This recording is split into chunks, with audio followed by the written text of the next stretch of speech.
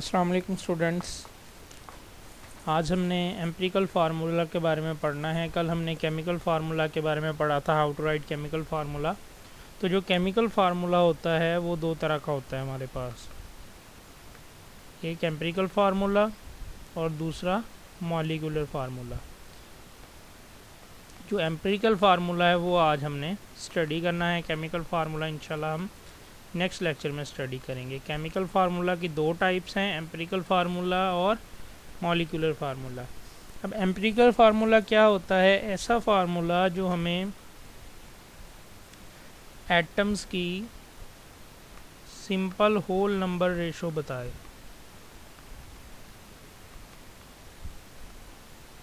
Atoms की simplest whole number ratio बताए।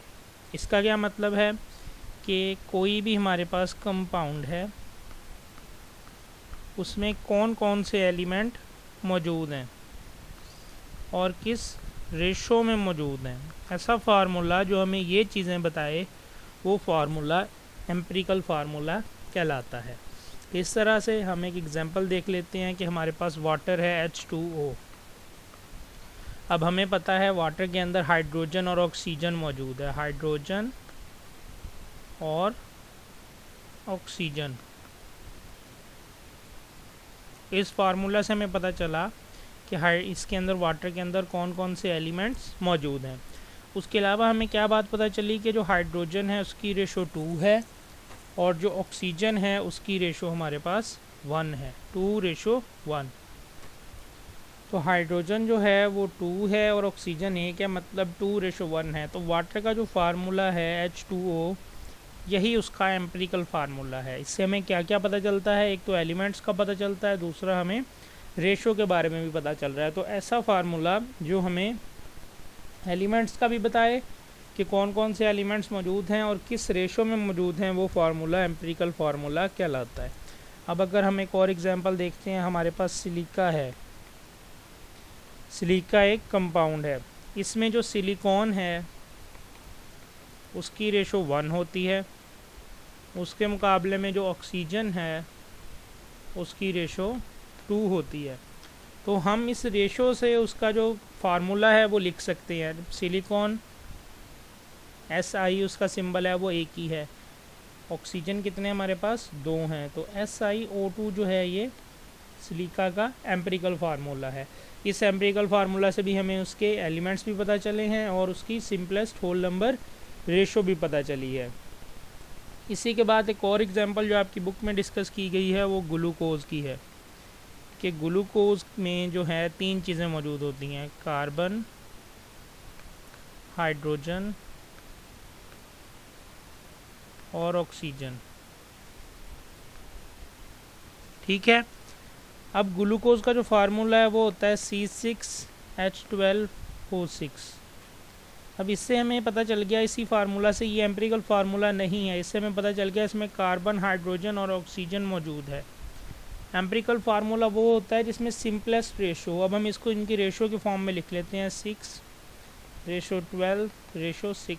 जब हम इसे सिंप्लीफाई करें तो हमारे पास 1:2:1 आ जाएगा।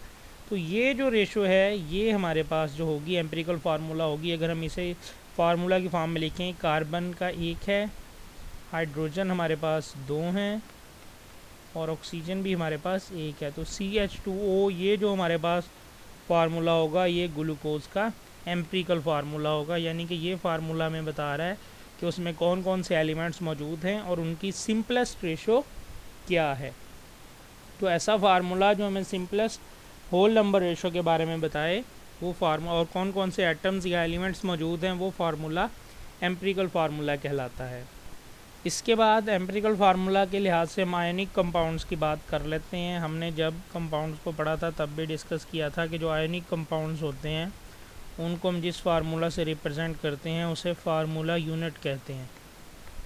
आयनिक कंपाउंड को रिप्रेजेंट करने के लिए जिस फार्मूला का इस्तेमाल किया जाता है उसे फार्मूला यूनिट कहते हैं।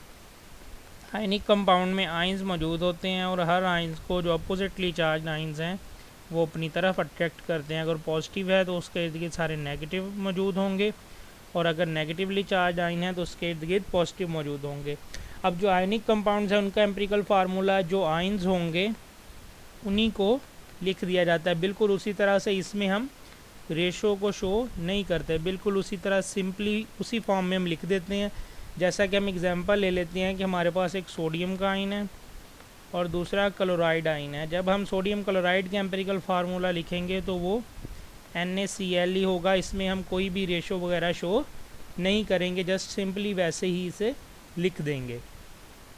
इसी के साथ एक और एग्जांपल भी दी गई है पोटाशियम ब्रोमाइड की। तो पोटाशियम का जो सिंबल होता है वो K होता है पॉजिटिव, और ब्रोमाइड जो है वो हमारे पास नेगेटिव होता है। तो जब हम इसका एम्पिरिकल फार्मूला लिखेंगे तो ये हमारे पास KBr इस फॉर्म में आ जाएगा। तो अब हम इसे बुक से देख लेते हैं, बुक से रीड कर लेते हैं। इसमें सबसे पहले बताया गया है कि chemical formula of two types, वो दो तरह के हैं, और उनमें जो सबसे सिंपलेस्ट है वो एम्पिरिकल फार्मूला है। फिर उसकी आगे डेफिनेशन बताई गई है कि it is a simplest whole number ratio of atoms present in a compound, कि एक कंपाउंड में जितने एटम्स प्रेजेंट हैं उनकी सिंपल होल नंबर रेशो जो है वो एम्पिरिकल फार्मूला कहलाती है। अब उसके लिए हमें कैसे पता चलता है? हमें परसेंटेज कंपोजिशन से पता चलता है कि कोई भी कंपाउंड जो है वो किस किस चीज़ों पर मुश्तमिल है। अब हम सिंपल सी एग्जांपल जो हमने सैंड की या सिलिका रेत की हमने देखी, उसमें 1:2 होती है सिलिकॉन और ऑक्सीजन रिस्पेक्टिवली। सिलिकॉन की रेशो 1 होती है, ऑक्सीजन की 2 होती है। तो इस लिहाज से अगर हम उसका एम्पिरिकल फार्मूला लिखें तो वो हमारे पास SiO2 होगा, जो हमने ऊपर एग्जांपल भी डिस्कस की। और ग्लूकोज में कार्बन, हाइड्रोजन और ऑक्सीजन, ये तीन चीज़ें मौजूद होती हैं। इनकी रेशो 1:2:1 होती है, और इसका फार्मूला C6H12O6 होता है, जो मुकम्मल मॉलिक्यूलर फार्मूला है आप कह लें। और फिर जब हम उसे एम्पिरिकल फार्मूला लिखते हैं, सिंपल रेशियो की फॉर्म में लिखते हैं, तो वो CH2O आता है। उसके बाद हम आयनिक कंपाउंड्स का हमने कहा कि वो 3 डायमेंशनल फ्रेमवर्क में होते हैं। हर आयन के इर्द गिर्द अपोजिटली चार्ज आयन मौजूद होते हैं।